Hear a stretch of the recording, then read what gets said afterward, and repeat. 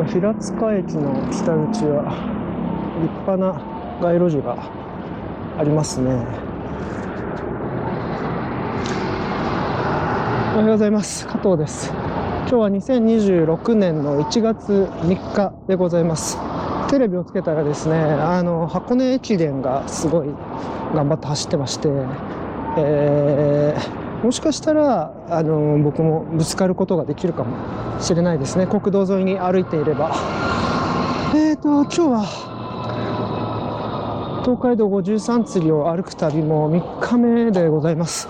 3日目、平塚塾に自分は今いるんですけれども、これから大磯塾、そして小田原塾、そして箱根塾の手前にあります箱根湯本まで向かう予定です。その行程は多分27キロぐらいですね。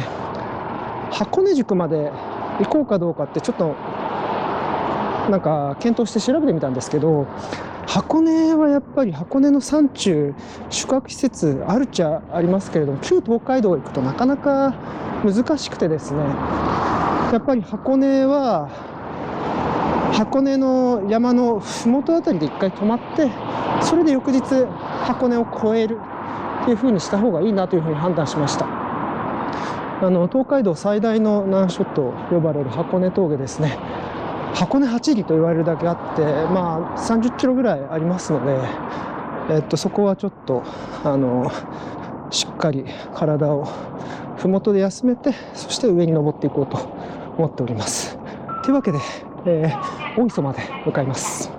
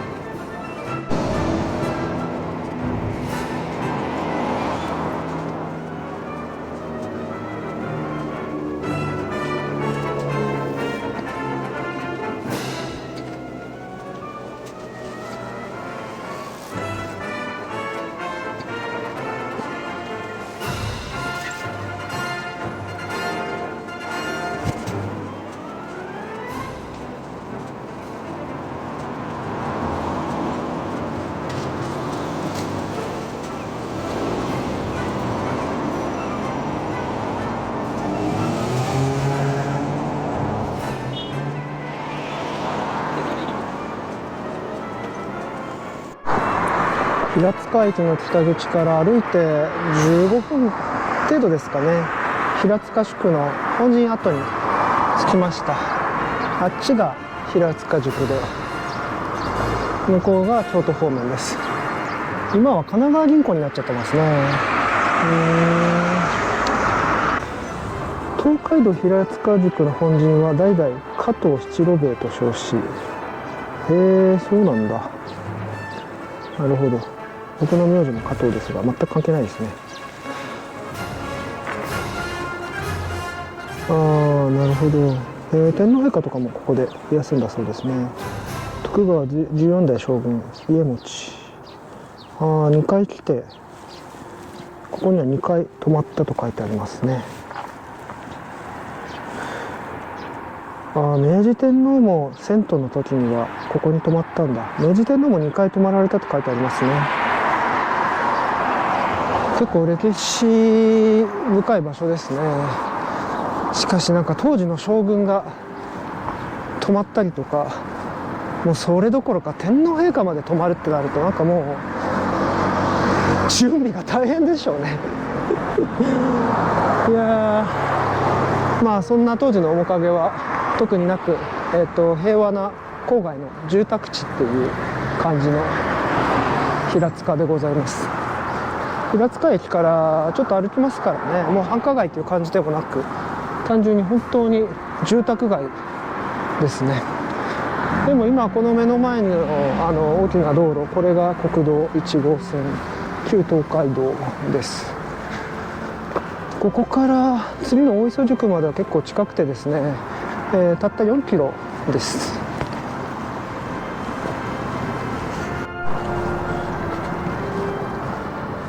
立派ですね。平塚宿長方見附。この松は当時の松でしょうか。東海道沿いにはずーっとこのように松を植えていたと聞いておりますけれども、これより東、東海道平塚宿、すごくいいなこれ。見つけ、こういう感じに綺麗にされてるとすごくいいですね。東海道宿、東海道平塚宿。見つけはまあ見張り台っていう意味にもなりますけれども、宿場の境界線としても機能していましたので、あそこまでは宿場の範囲であるよって、ここから先は宿場の範囲ではないよという意味があります。というわけで自分は今東海道平塚宿を離れまして大磯に向かってまいります。ここから先はだいぶ道が開けてきそうですね。大磯の方ですんで海の方に向かっているはずです。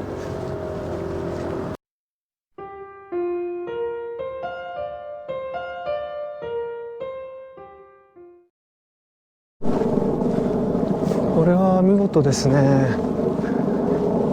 大磯化粧坂のあたりです。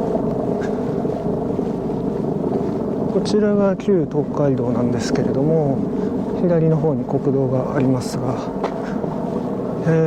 こっちはちょっと当時の面影を少し残しているのかもしれません。松がいっぱいありますし、なんていうか木陰が多いですね。今歩いてるの1月なんで全くあんまり気にならないですけど、東海道当然ながら昔の旅人は夏も歩いたはずですから、そうなるとこのように松がいっぱいあって木陰があるとすごい楽でしょうね。これは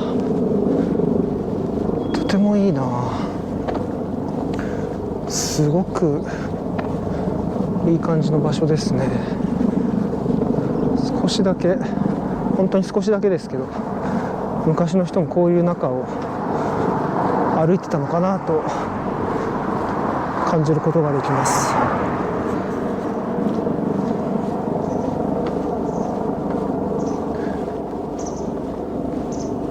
化粧井戸。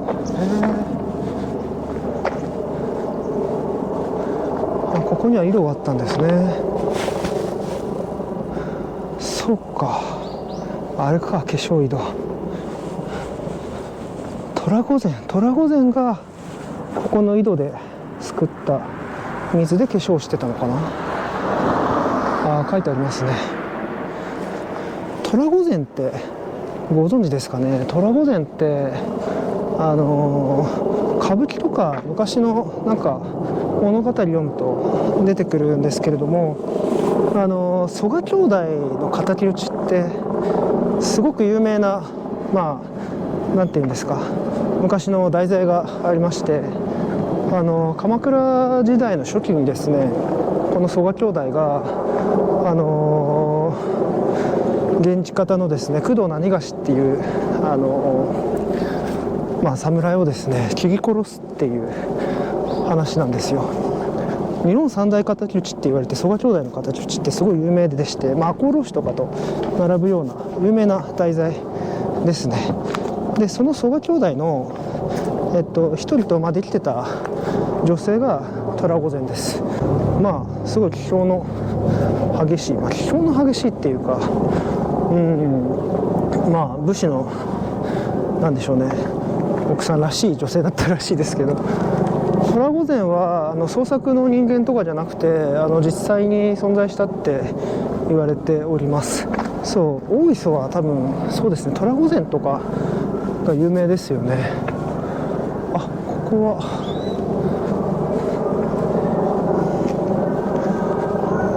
化粧坂の一律か。すごい。これは何なんですかね。何の工事をしているんだろう。一里塚の史跡空地を整備しています。大石駒1号線史跡等整備工事。じゃあ一里塚の後をなんかこう整備してなんかモニュメントでも作るんですかね。なんかあっちにも書いてあるな。先ほどの化粧井戸もこういう風に変えて令和の一里塚でこういう場所に変えると。なるほど。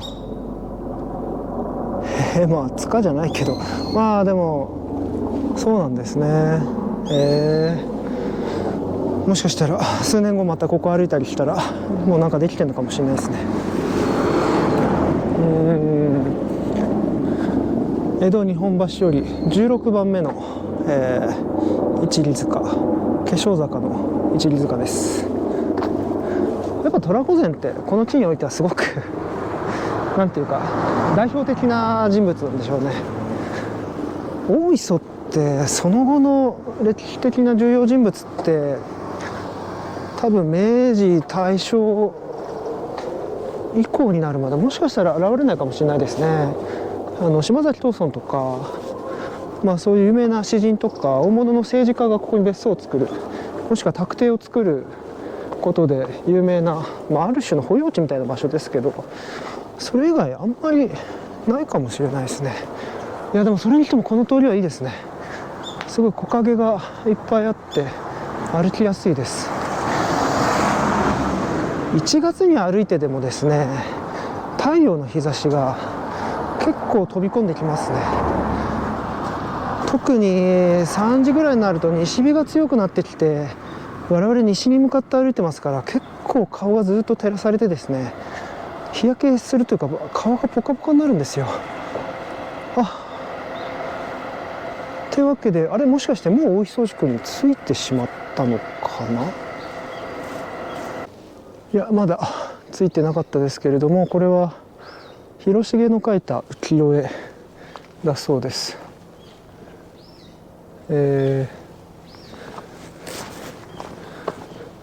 もう少し歩くと大磯の本陣が見えるはずです。それにしてもこの通りはいいな。ここが大磯の江戸見附だったそうですね。江戸方の見附ということで、ここから先は大磯宿になります。今もしかしたら箱根駅伝の人たちが走り去った後なのかもしれないですね。ちょっとこの旧東海道を、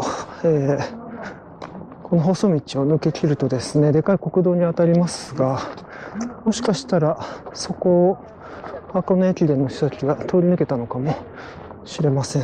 急になんか人が移動し始めてますね。先ほどから箱根駅伝の応援旗を持った人たちがどんどん歩いていきます。東の方に。ですのでもうここはみんな通り過ぎたんでしょう。大磯宿小島本陣跡にまで参りました。ここが大磯宿の、本陣ですかね。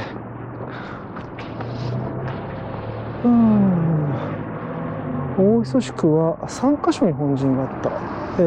そうなんですね。3カ所に本陣があったんだ。というわけで平塚宿から、4キロですね。8番目の宿場である大磯宿までやってまいりました。ここからですね、小田原宿までは15キロぐらいありますので、もうただただひたすら歩いていく感じになります。大磯は平塚からあまりにも近いんで、そんなに栄えていなかったと聞いています。大磯の駅前がすぐそこにあるんですけど、平塚と比べちゃうとはっきり言ってなんか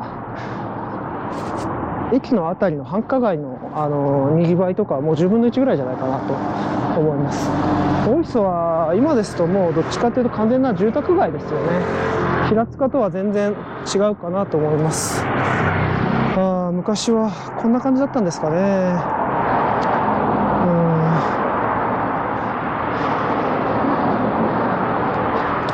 確かに先ほどから右側にですね、山がちょっとあって、左側はまだ海見えてないですけど、当時の旅人からすると海が見えてたのかもしれないですね。こっち側にあんまり建物はなかったかも。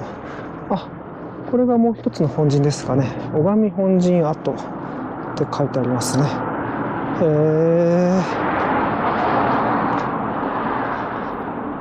箱根駅伝も通り過ぎちゃいまして、喧騒がなくなってしまいましたね。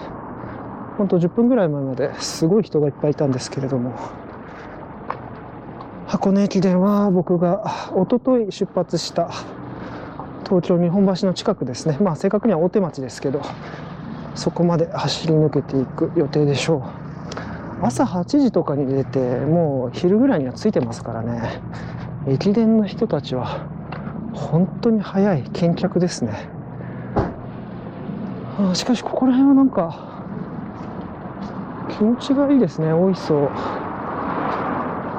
とても歩きやすい、なだらかで広い道が続いています。大磯の考察場跡だそうです。オフィシャルブルテンボードスポットっていうんですね、英語だと考察場は。なんかいや、まあ意味的にはそうなんだろうけど、なんかちょっと違う気がしますね。いや、正しいんでしょうけどね、考察場って感じがしないな。幕府の離脱する掟を掲示した。高さ約3メートル、幅約5メートル。幕府の権威を示すため見上げるようにできていた。なるほど。幕府の権威、武家政権とは基本的には権威主義的でしょうからね。そうなってたんですね。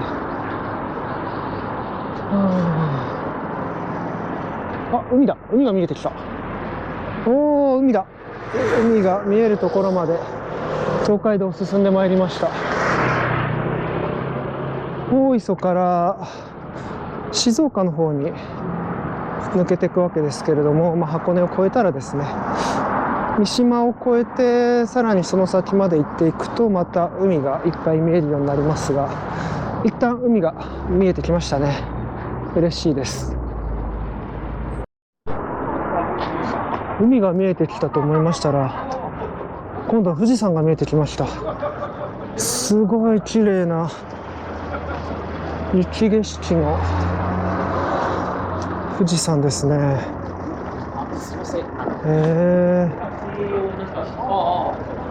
すごい。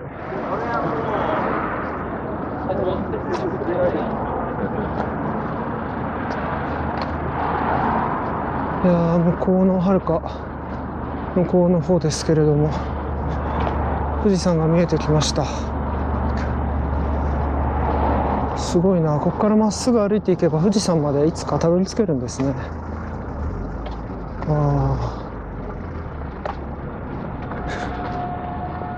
昔の旅人も富士山が綺麗に見えたらやっぱ嬉しかったでしょうね。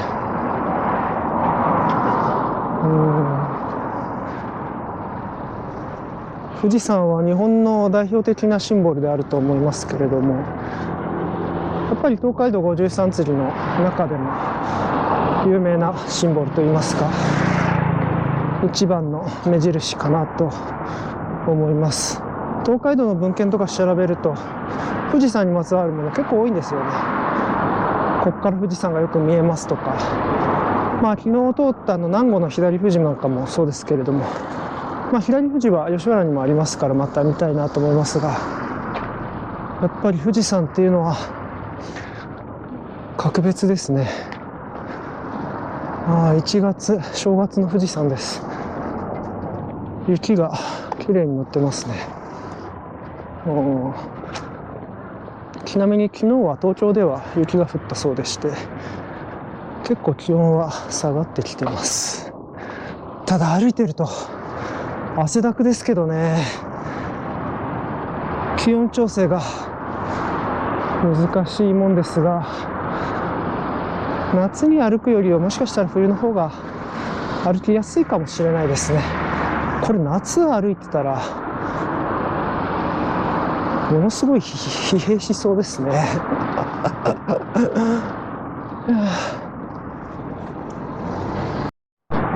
左の方に上方見附跡がありました。これで大磯宿は終わりです。なんていうか綺麗に残ってますね。松が何本も残ってて綺麗なもんです。さーて、いや、こっから先もすごくいい感じの松並木だな。きっとこの左の方が旧東海道なんでしょうね。松並木が綺麗にあるんで絶対にそうでしょう。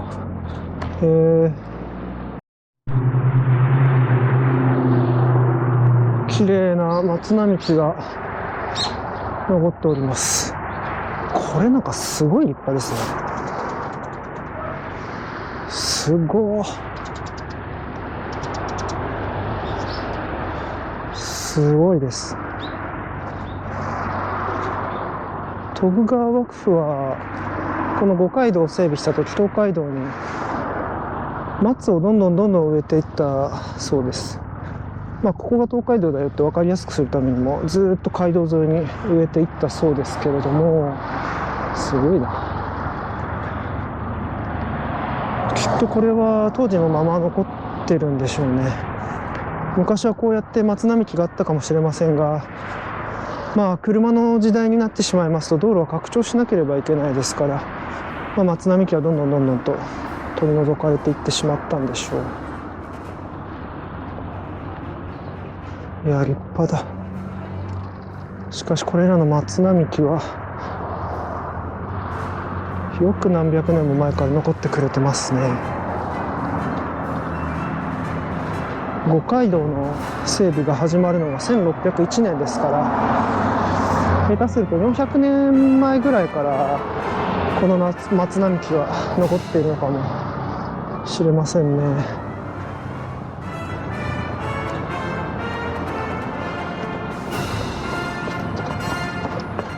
ちなみに幕府がこうやって植えてったわけですけれども、その後は場所によるとは思いますけれども、それぞれの村がですね管理することになりまして、当然松ってものによっては枯れてしまったり、いわゆる立ち枯れですね、立ち枯れしてしまったりすると思いますが、そうなってしまったものとかはその各々の村の責任で松を植え直したそうです。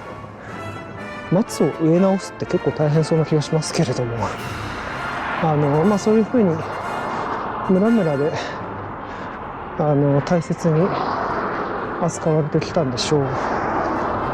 それにしても綺麗な松の並木です。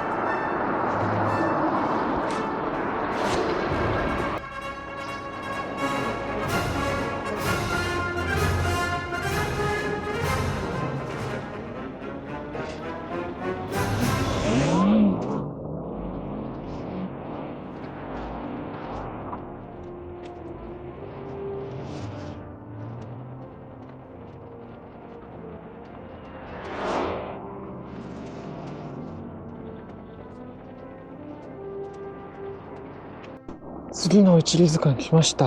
大磯国府の一里塚ですね。これが眩しい。江戸から17番目の一里塚ですね。これによると一里塚って初めは奥州藤原氏がやったって書いてありますね。吾妻鏡にそういう記載があるそうです。その後は織田信長がやってたけれども、徳川家康がそれに倣って1604年から、なるほど、江戸日本橋から、道程の、計測をして一里塚をやっていったと、作っていったそうです。なるほど。大磯国府の一里塚までやってきました。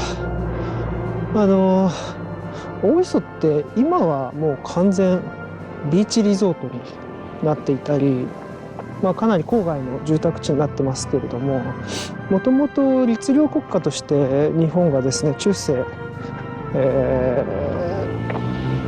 国政が変わっていたタイミングでは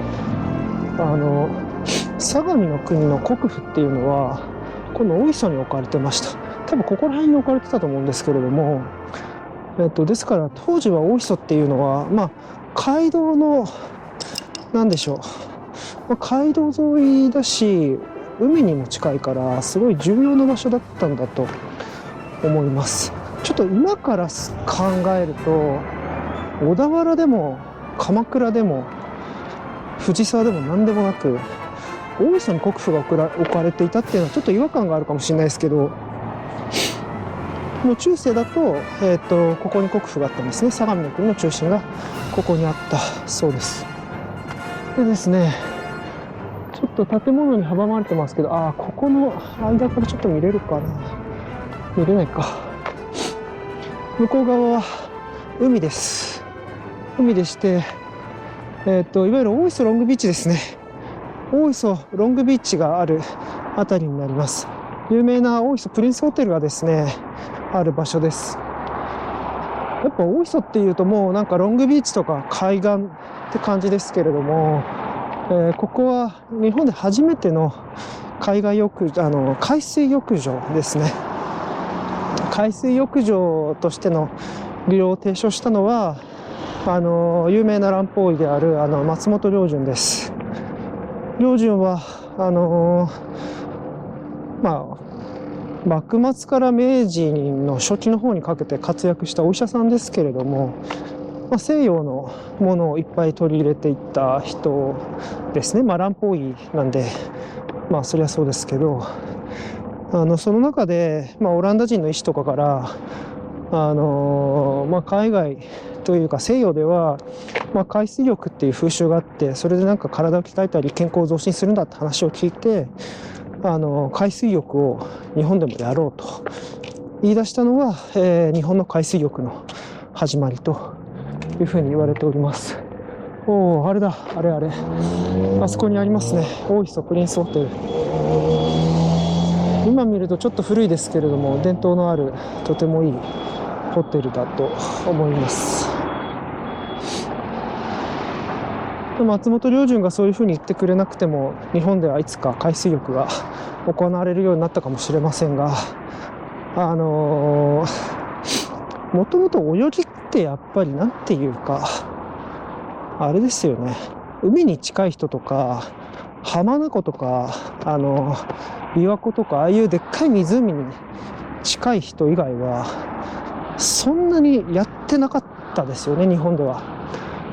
軍事教練の一環として水練っていうのをやったりもした跡っていうのが日本各地に残ってますけれども、例えばお城の横にため池があって、そこで水練の練習をした後とか結構残ってますけれども、なんか浜辺に行って水と戯れる、海水と戯れるみたいな、そういう価値観日本になかったと思うんで、導入した時はどういうふうに日本に受け入れられたのかなっていうのが大変気になるところですね。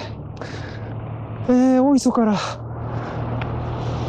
次どこだ、箱根じゃないや、大磯から今小田原の方に向かって歩いています。海の一本入ったところをですね、ずっとなだらかな平坦な道を歩いております。大磯町の宿場、大磯の宿場から1時間ほど歩いてきました。自治体としましては大磯町を出て二宮は二宮町じゃなくて二宮町かな。二宮町を、二宮町に入ります。だいたいですね、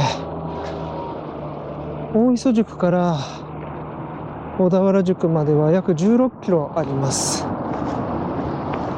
これを5時間ぐらいかけて、ゆっくり歩いていく計画です。さて、このまましばらく歩き続けます。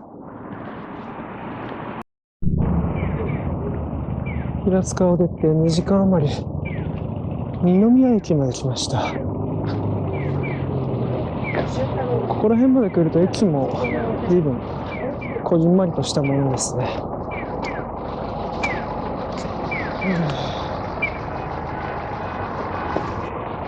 平塚までは駅がだいぶすごくでかかったですけど、大磯、それから二宮に来ると、駅が一気に小さくなります。そもそも平塚までは行政区分では市ですけれども、ここから先は町ですからね、大磯も二宮も。一旦小田原で市になりますけど、その次の箱根も町です。なので少しずつ小さくなりますよね。というわけで変わらず歩いていきたいと思います。ここから先は山々が外に遠くに見えて、なんか旅をしているなという気にさせられるようになってきました。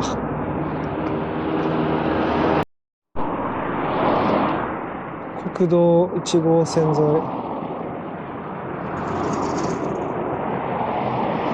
1号線は正月でも忙しそうですね。お昼時を過ぎてしまったので、ここでうなぎを食べていこうかなと思います。二宮駅のあたりでもなんかないかなと思ったんですけれども、やっぱりですね、正月なんでお店基本的に閉まってるんですよね。これから静岡うなぎの本場に行く前にうなぎを食べていいのかと思いましたが、もうお腹が減って耐えられないんで、ここでうなぎの成瀬チェーン店ですけど、ここでうなぎをいただいてしまいたいと思います。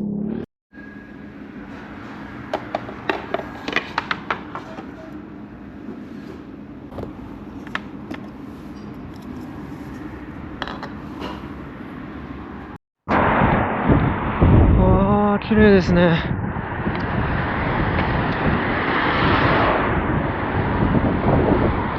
今二宮町ですけれども、浅間神社を通り過ぎたあたりです。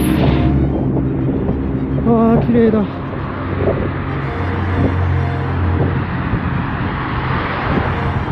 なんか浮世絵みたいですね。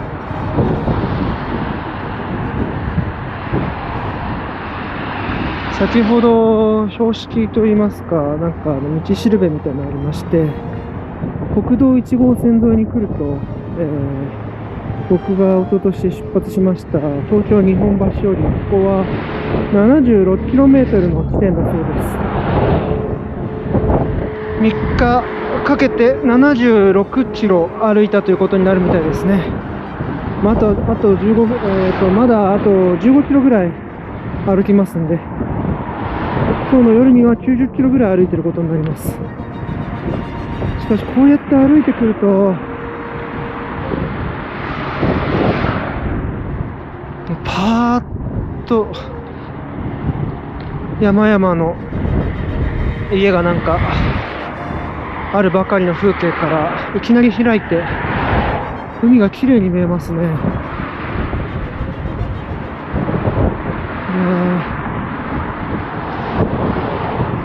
本当なんか浮世絵の世界みたいでちょっと感動しま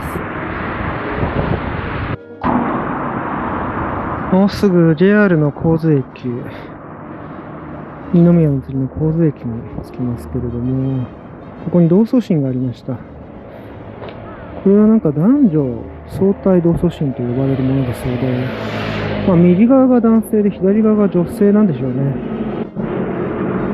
お地蔵さんみたいなものですけど、ある種旅の安全を願ったり、疫病の退散を願ったりするような、そういう地元信仰の昔からあるものです。ちょこちょこ同窓神あってですね、見ていると面白いですね。ああいう地蔵とか同窓神とか、明治時代に作られたものはそんなないでしょうから、やっぱ大半が江戸時代より前のものでしょう。さて、神津、もうすぐ神津です。このカーブの先はまた海ですね。ここから先しばらく海沿いを歩けるので、とても気持ちがいいです。なんか気のせいか足取りも少し軽くなりますね。海沿いを歩いてると。昔の旅人がどうだったかはわからないですけども、きっと似たようなもんじゃないかなと思います。人間別に何百年経ってもそんな変わんないと思いますからね。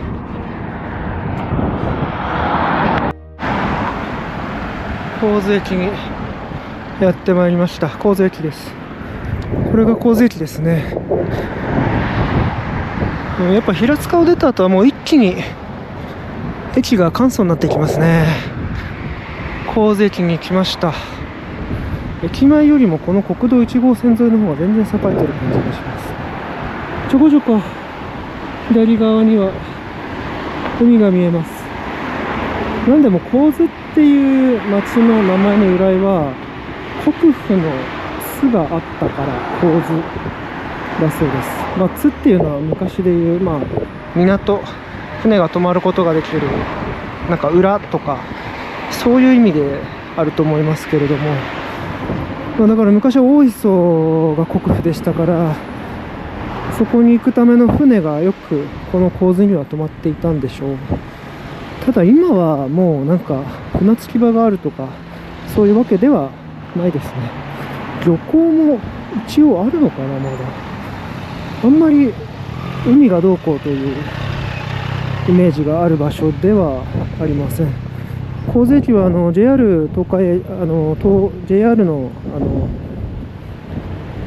神津駅はJR の、東海道本線が走ってますけれども、それ以外に御殿場線もここから走ってまして、その2線が止まる駅っていうイメージしかないですね。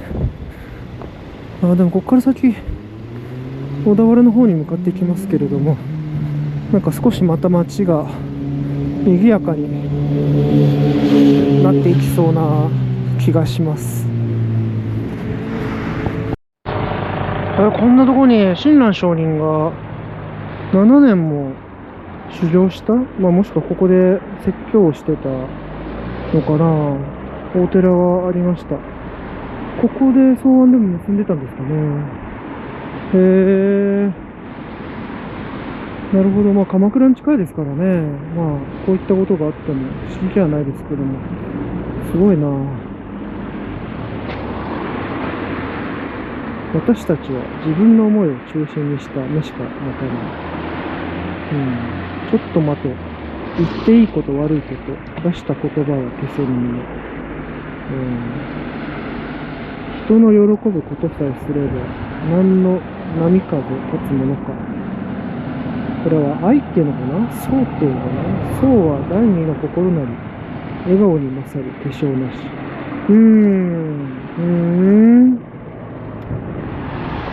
仏教の発想ってのは面白いですね。確かに自分も今自分が目にしたものを中心に考えてますけれども、東海道53区で実際に歩いてみると、それぞれの町がなんかどんな役割を持って発展してきたかってちょっと考えさせられますね。もちろん明治以降いろいろと町の役割は変わってしまってはいると思いますけれども、この道筋っていうのは大きく変わってないですからね。見える風景っていうのは400年前東海道ができたばかりの頃とあんまり変わらないんでしょう。いやー、向こうに箱根の山々が見えますね。僕は明日、いやー、ちょっと険しいな。なんかあれを本当に越えていくことができるんでしょうかね。東海道最大の難所と呼ばれた箱根峠、箱根八里とよく言いますけれども、30キロ超にわたって険しい山々が続いております。僕は今日あそこの箱根の麓である箱根の登山道の入り口になります箱根湯本のあたりでですね、宿を取りましたので、そこでゆっくり体を休めて早朝から箱根峠越えに挑戦するつもりです。もう7時前から出てもですね、箱根峠を越えるのは、おそらく夕方5時を超えてしまうことになると思います。箱根もいわゆるですね、旧道を通ります。旧東海道を通るので、車とかでよく行くような、国道沿いじゃないですね。車で行くときれいに整備されている道路を通ることができますが、その傍らにですね、まだ石畳とかが残った、その当時のままの旧東海道が残されております。僕はそれで行くんですけれども、東海道、旧東海道で行く場合は、箱根の本当に山の中になりますから、暗くなってしまうとちょっと危ないんですよね。おそらく転んでしまったり、滑落するようなことはないと思いますけれども、山とはいえ。とはいえ、本当に危険になってしまいますので、朝早くから宿を出て、この峠を、暗くなりきる前になんとか抜け切りたいと思っております。当時の旅人もほとんどがそうしたんでしょうね。だから箱根湯本と呼ばれる、この箱根の麓のあたりは温泉宿でいっぱいなんだと思います。小田原のちょっと前ですけれども、東海道小屋端の一里塚、江戸日本橋より19番目の一里塚に参りました。旅人の一里ごとの目印とするともに、夏季における木陰の休憩場所としてと書いております。確かに、歩いてると休憩したくなりますよね。あそこの方に、すごいでっかい立派な松があるんで、ちょっとそこで休憩しようかなと、今思い立ちました。ここの2つの巨大な松は、きっと江戸時代から残ってるんでしょうね。立派な松です。そして今はファミレスのガストの敷地となっておりますね。先ほどの小屋端の一里塚はすぐそこなんですけれども、ちょっとほんとここで座ってこうかな。よいしょ。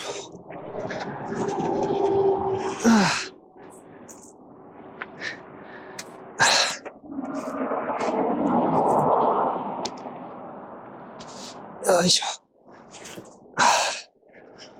このバッグ、10キロ、11キロほどあります。もうちょっと軽量化を考えればよかったですね。できれば10キロ切りたかった。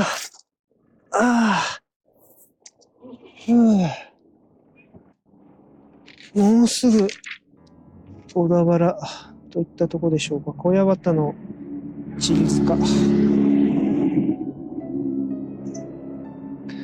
中世はこの辺りに左高塾っていう宿場もあったそうですね。ただ、江戸時代においては左高塾っていうのはもうすでになくて、この次は小田原塾になります。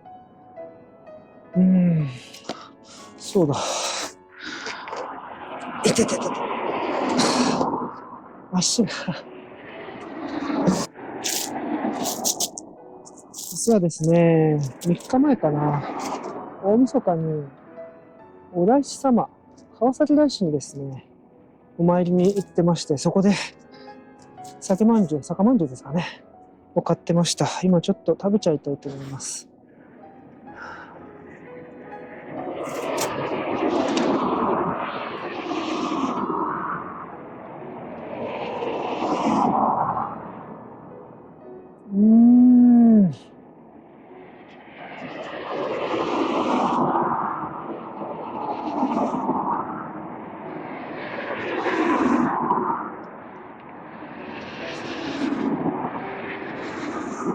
うまい。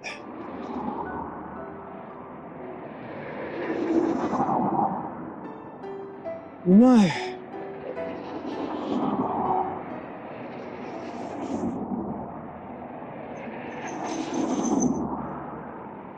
うまい。普通のこしあんですけど、こしあんのまんじゅうですけど、うまい。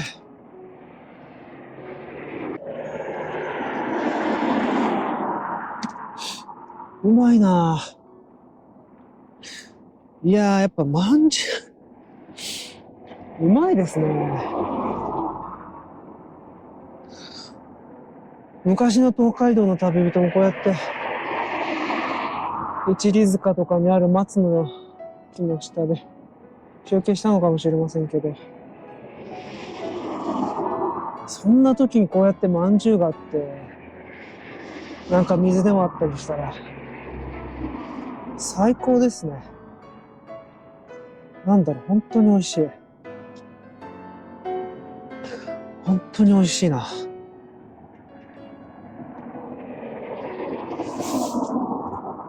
朝から、もう5時間歩きっぱなしですね。5時間ほど歩きっぱなしでおります。まあちょっと一瞬、昼でうなぎ食ったりしてましたけどね。その30分ぐらい覗いたらもうずっと歩きっぱなしです。疲れた。3日間歩きっぱなしだと。やばいですね。実は昨日、私の妻がホテルまで家から駆けつけてくれてですね、1時間以上マッサージしてくれて、おかげさまですごい足が楽です。で、その上に湿布もですね、6枚ぐらいベタベタ貼ってくれてですね。いやー、おかげでだいぶ楽になりましたけど。16日間で東海道53次を渡る予定なんですけど、まだ3日目なんですよね。これは足が持つんだろうかと心配になります。昔の人は健着ですね。やっぱりなんか僕は、電車とか車とかで移動してばっかりで、昔の人に比べると足が退化してるのかもしれないですね。生活は進化してるけど、足は退化してますよ、確実に。いやー、鍛えなきゃダメですね。人間やっぱ足腰ってのは本当ですね。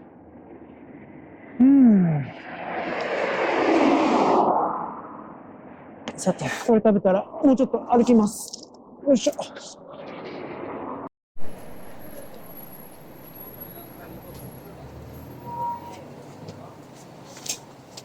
立派な建物ですね。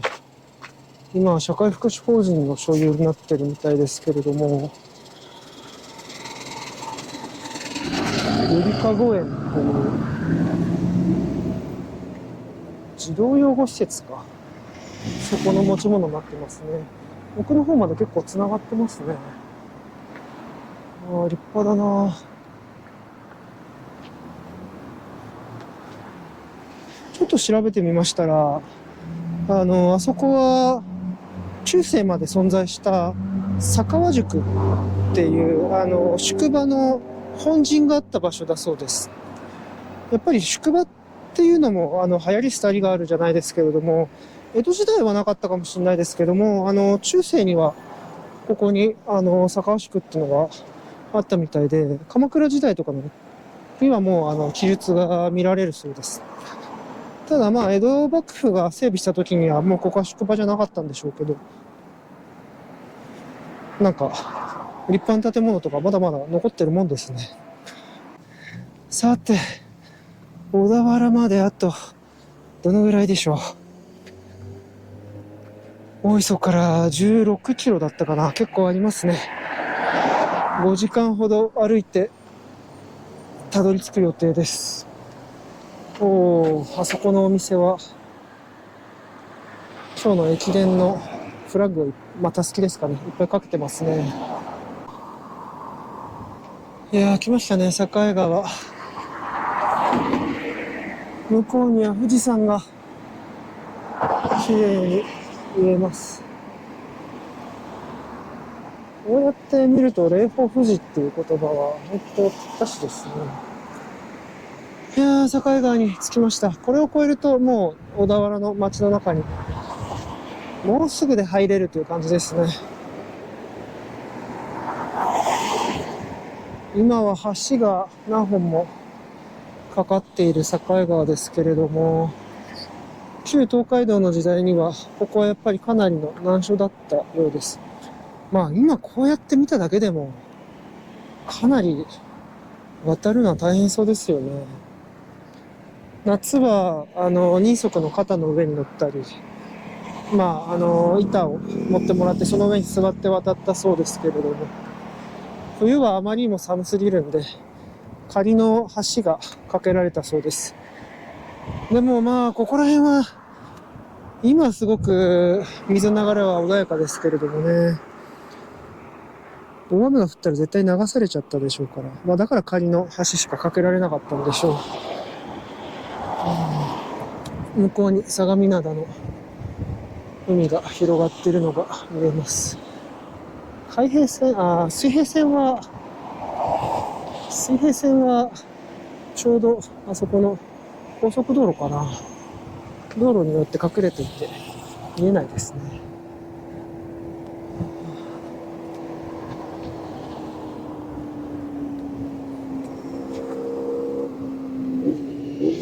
正月なんで本当に空気がすがすがしいですね。道路の交通量が少ないからだと思うんですけども、空気がきれいに感じます。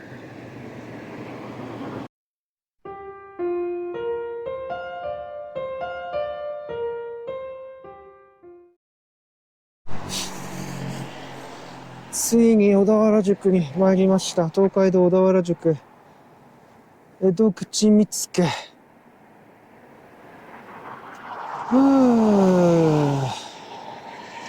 ここは東海道小田原宿の入り口でもあり、江戸日本橋から山王口までは約83キロの距離となっています。とのことです。小田原宿9番目の宿場であります。小田原宿に到達しました。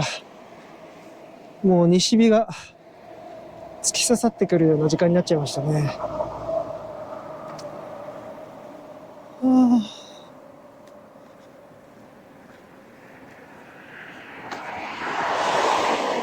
多分今日の午前中なんかはもうほんと8時台とかだと思いますけれども、ここら辺を駅伝の選手たちがもう疾走していったんでしょう。もうすぐここら辺に、あった。これが一里塚なんだ。そこに、江戸口見附、ここにあるのかな、ここにあったのかな、移設されたのかな。なるほど。ここは江戸から20番目の一里塚だそうです。もうこの中は小田原宿ですね。もっとあっちの方に行けば、小田原城が見えるはずです。日本橋から歩いて9番目の宿場にしてですね、ようやく本物の城が、あるのがここ、小田原ってことになりますね。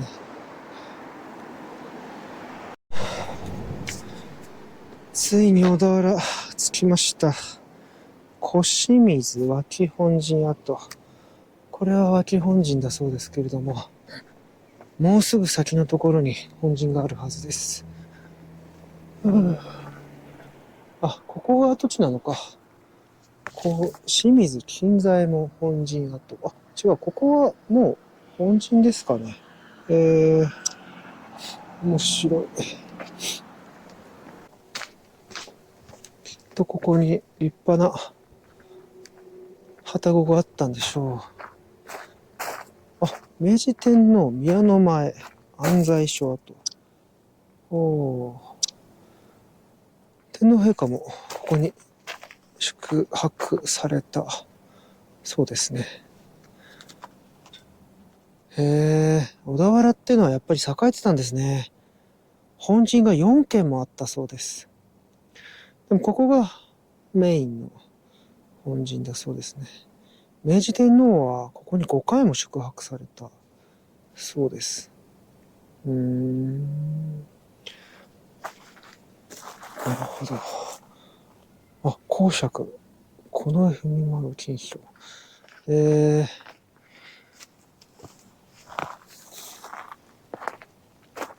いやというわけで、小田原来ました。いてててて。新幹線ですとね、東京、品川、新横浜、小田原って感じで、ものの数十分ですけどね、ほぼほぼ3日かかっております。東海道9番目ですかね、の宿場。小田原宿、やってまいりました。もうすぐ小田原城が見えるといった位置でございます。ここまで来てようやく城があるわけですね。東海道の中では江戸城の次の城になります。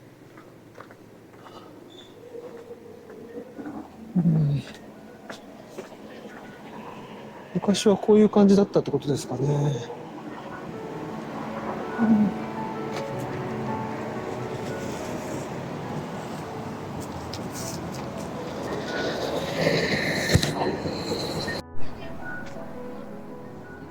この建物、昭和7年に再建したものって書いてありますけど、この出し下駄作りって呼ばれる小田原の商館の典型的な作りだそうです。いいですね。あそこにああやって小上がりで畳があって、ここにこんな綺麗な小川が流れていて、昔は小田原城下っていうのはずっとこういう風に綺麗な感じだったんでしょうか。すごくいいですね。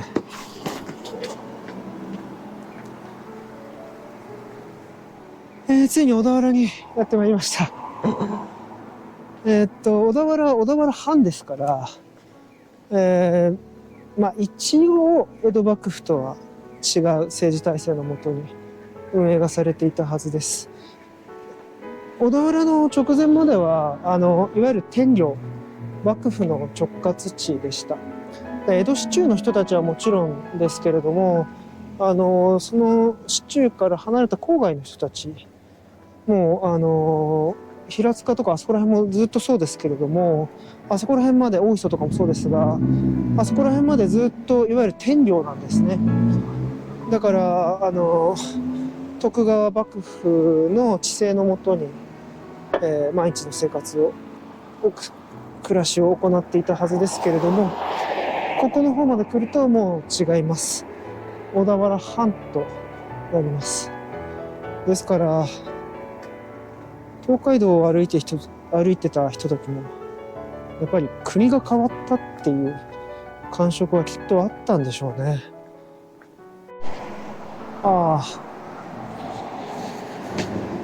片岡本陣跡、4軒あった本陣のうちの一つ。なるほど。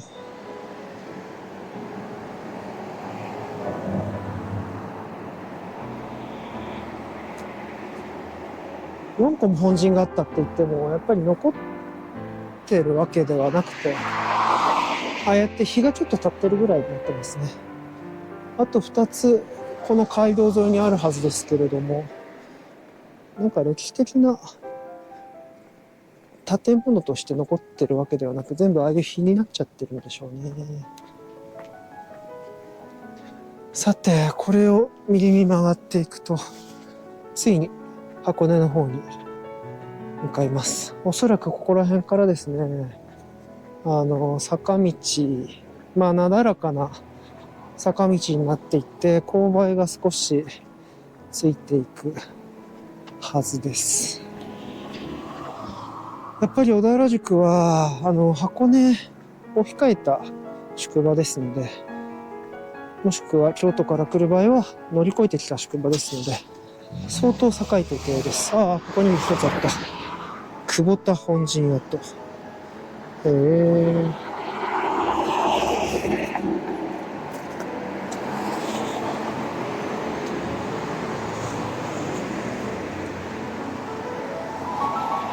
あと本当はこちらの方に小田原城があるんですけれども、ちょっと建物の陰で見えづらいですね。こちらの方に行けば小田原城があります。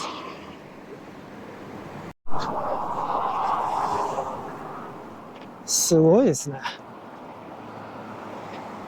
これが小田原城なんじゃないかと思っちゃう人もいるんじゃないかと思うような建物ですけど、城の入り口ですって言われてもわかんないぐらいですが、ういろうで有名なういろうですね。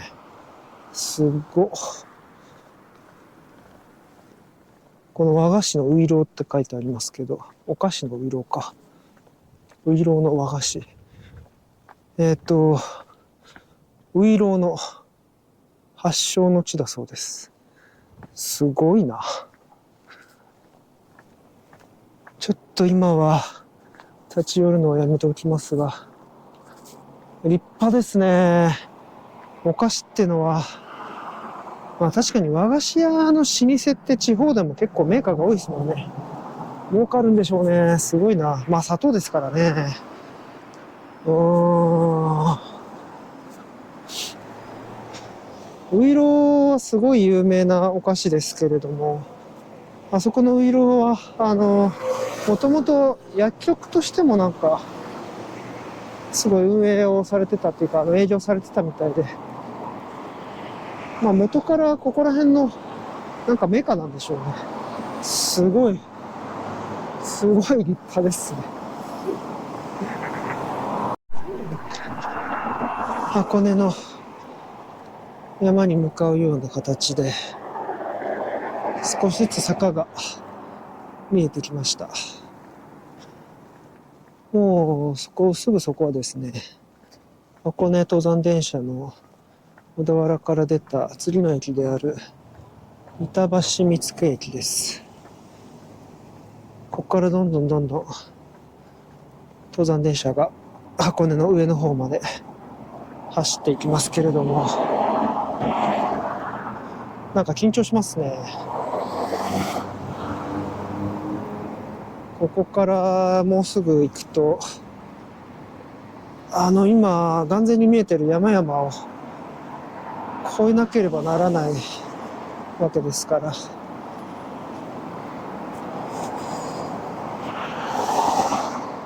大変きつそうです。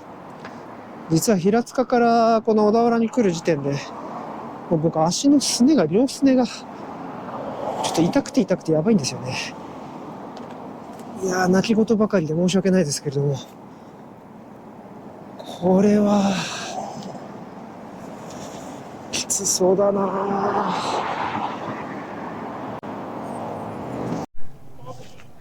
正しくは箱根板橋駅でしたね。なんかこじんまりとした可愛らしい駅です。さて、向こうの方に向かいます。風祭駅まで来ました。この向こうが国道1号線で、あそこに鈴広って見えますけれども、あそこにですね、鈴広のでっかい店舗があります。箱根駅伝とかで必ず毎回、すごいビッグスポットというか、すごく注目して取り上げられる鈴広の本店のポイントがあそこですね。さて、僕はこの旧東海道をずっと歩いていきますけれども、国道1号線を想像していたら、箱根の旧東海道はここなんですね。箱根の鈴広前が僕旧東海道だと勝手に思ってたんですけれども、こっちが旧東海道だとは思いませんでした。結構寂しい場所ですね。ただの住宅街だな。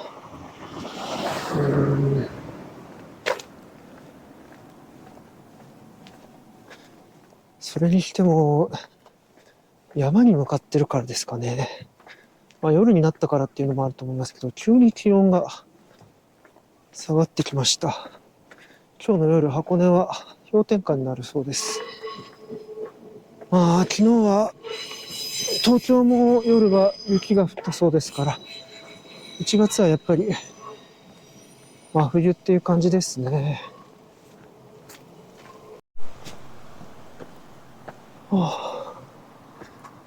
風祭駅から歩いてすぐありました。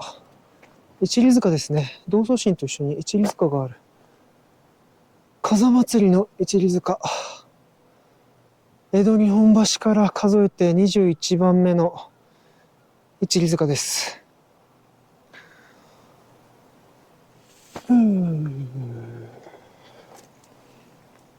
ここはなんかちゃんとちょっとした区画が残ってるって感じですね。いいですね。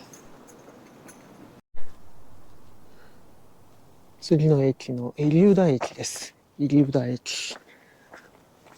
もうカメラを回しても見えないだろうなというくらい暗くなってきちゃいました。時刻は5時を過ぎたぐらいなんですけれども、いやー、暗いですね。今は電灯があるんで、最低限の、なんていうか、明かりはありますけれども、これ夜になったらほとんど見えないでしょうね。また、昔の旅人の視点からすると、こういう伝統が一切ないわけですから、もう5時になったらこの箱根の中に入っていくのは、ちょっと無謀ですね。そう考えると、やっぱり、先ほどの小田原のあたり、あそこら辺がすごく栄えたのもよくわかります。まだ箱根湯本の方までたどり着いてないんですけれども、やっぱり夕方以降になるととても暗くて、これは電灯がなかったらちょっと暗くて怖いですね。あちらの国道1号線沿いはやっぱり明るいですけれども、こちらの旧東海道はあんまり明るくはございません。さあ、この隣駅である箱根湯本駅まで歩ければ今日のゴールです。急に気温が下がってきましたね。寒いです。入生田駅の横ですけれども、国道1号線にぶつかりました。この1号線沿い歩くのかなと思ったんですけど、歩道がないんで、なんだこれ。だるまだ。交通安全。ああ。この溶液の上を歩くことになってます。うわー、よいしょ。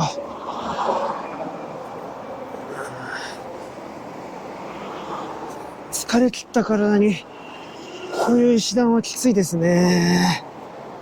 よいしょ。昔の旅人は、下の車道を歩けたんじゃないでしょうか。ああ。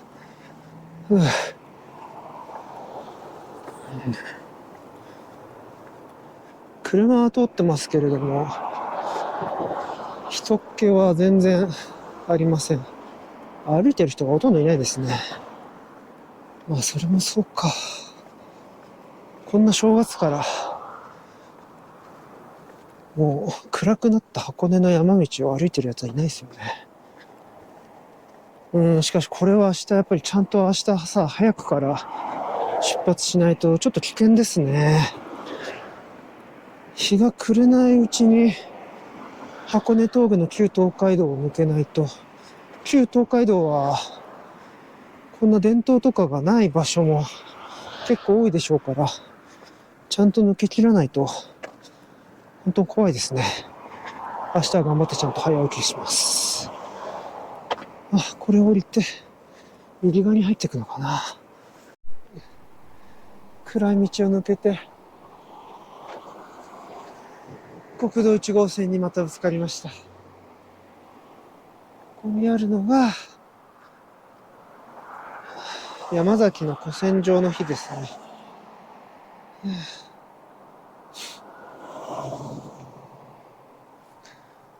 ちゃんと書いてありますね。伊庭八郎。そうなんですよ。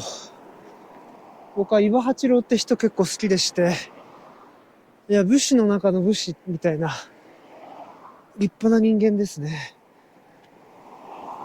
もともと、幕末に活躍した人ですけれども、直参旗本の、徳川家の武士として生まれ育っていますが、心情闘竜っていう剣術がありまして、それのすごい使い手だったんですね。剣術家としては、大変に強かったらしいです。直参旗本ですから徳川家の武士ですよね。でも鳥羽伏見の戦いが発生して、薩長がどんどん京都から江戸の方に進軍してくるわけですけれども、もう錦の御旗も薩長軍が持っていて、新政府軍だって名乗ってるし、はっきり言って幕府軍はもう非常に不利な立場にあるわけですよね。もう戦いに行かないっていう決断してる人たちもいっぱいいる中で、伊庭八郎は戦いに出てですね、最終的には死ぬんですけども、ものすごい奮戦をします。で、ここ箱根のですね、この麓でも箱根を峠を越えて降りてきた幕軍たちを相手にものすごい激しい戦いをするんですね。で、伊庭八郎はここで片腕を切り落とされちゃうんですよ。左手だったかな、右だったかな、左手だったかな。切り落とされちゃって、もう剣術家としてはもう非常に致命傷じゃないですか。でも片腕のまま戦い続けて敵を何人も切り殺すんですね。で、片腕なくしたから普通はもう失血して死んじゃうと思いきや、生き延びてですね、彼はその後転戦して最終的に函館まで行きます。函館で新選組と一緒に戦って、最終的にはそこで死んでしまうわけですけれども、本当になんていうか武士らしい武士というか、ちょっと融通の利かない本当の武士みたいなそういうイメージですね。ここで戦ったんですね。箱根を越えてきた幕軍側は、幕軍じゃないや、箱根を越えてきたのは、新政府軍ですね。新政府軍側はもう足腰非常に疲れてたでしょうね。戦争してんだから、そんな悠長なことは言ってらんないでしょうけれども、それに加えて、小田原で休むことができた、幕軍側の方が、立場というか、疲労っていう意味じゃちょっと楽だったかもしれないですね。改めての話ですが、昔の人は本当健脚ですね。素晴らしい。僕はもう足が痛いです。いやー、そろそろ箱根湯本が見えてくるんじゃないかな。あれどうだろう。あっちの方かな。箱根湯本に向かって歩き続けます。箱根湯本の駅と街が見えてきました。箱根峠の入り口である箱根湯本です。いやー、そしてこれが箱根湯本の入り口と考えられている、三枚橋ですね。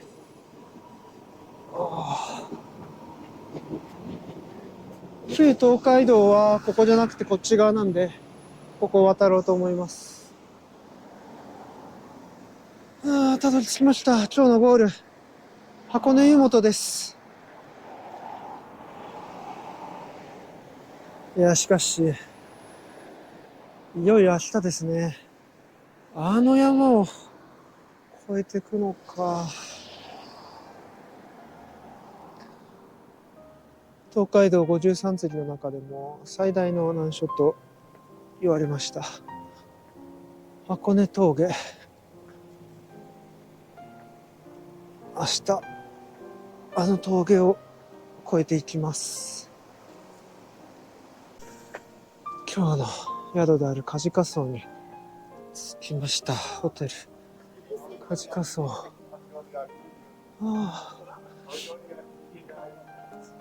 割と大きめのホテルでして、い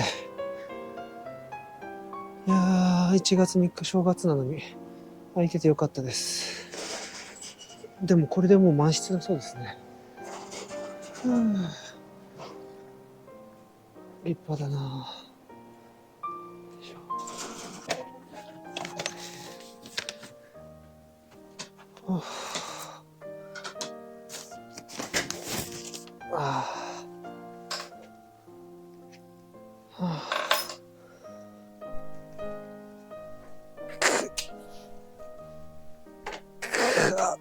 いてててててててててて、うわー、うわ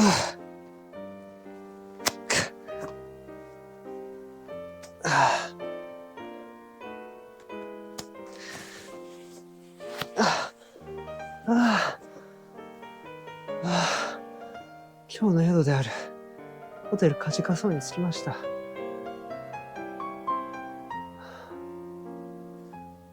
今日も疲れました。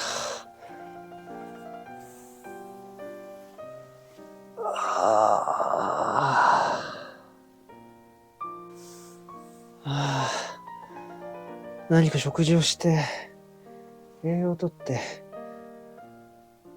温泉に浸かって体温めてストレッチしなきゃならないですね。いや、なんか楽しい旅行の予定が意外とストイックなんかロングウォーキングレースみたいになってきました。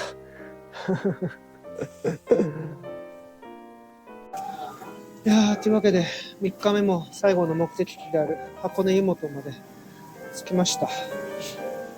本当は来てくれる予定はなかったんですけど、妻がですねすっぴんのまま駆けつけてくれまして、やっぱりまたストレッチとかマッサージをしてくれるっていうんで、本当に嫁には頭が上がりません、私は。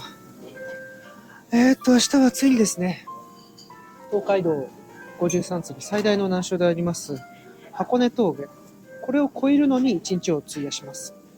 9番目の、宿場が先ほど通過した小田原でしたけれども、小田原宿の次は箱根宿です。箱根宿は箱根峠の山中にありまして、それが10番目になります。でそれを通り越えて、11番目が三島宿になります。ついに神奈川県を抜けて静岡県に入っていくといった感じです。いや、それにしてもですね、焼肉がうますぎる。はっきり言って飯がうまいです。なんか空腹が最良のソースであるみたいなことをなんかフランス人の誰かが言ったみたいなのなんか昔読んだことあるんですけど、違いますね。まあそれは正しいかもしれないですけど、それ以上にもうなんかこの空腹プラスものすごい疲労感があるときに飯食うとめちゃくちゃうまいです。特に肉食うともう半端なくうまくてやばいんですよ。なんかもう本当にうまいと思います。